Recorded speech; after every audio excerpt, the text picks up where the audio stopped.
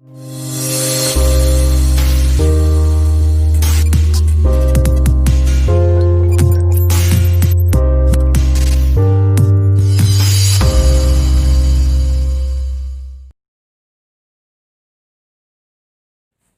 friends, in the last episode we started a discussion about what we need to do to optimize the ability of our brain to learn more effectively and efficiently.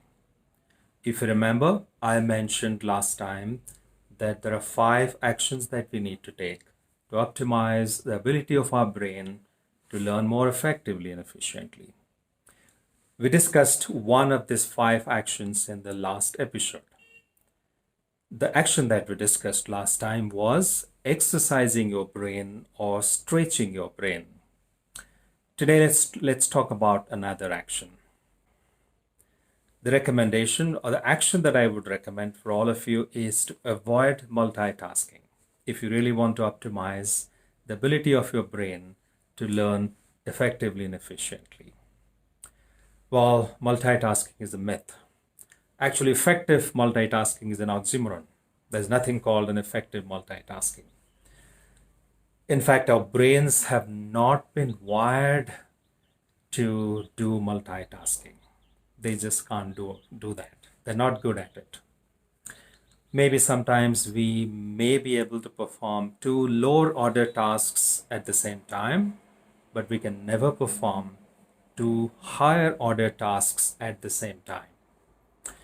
For example, you can probably have a light conversation with your wife and sip a cup of coffee at the same time.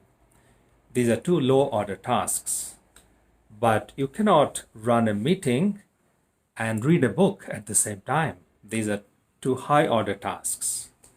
So, brain is not wired to do multitasking. So don't try to force your brain to multitask if you really want to optimize your brain.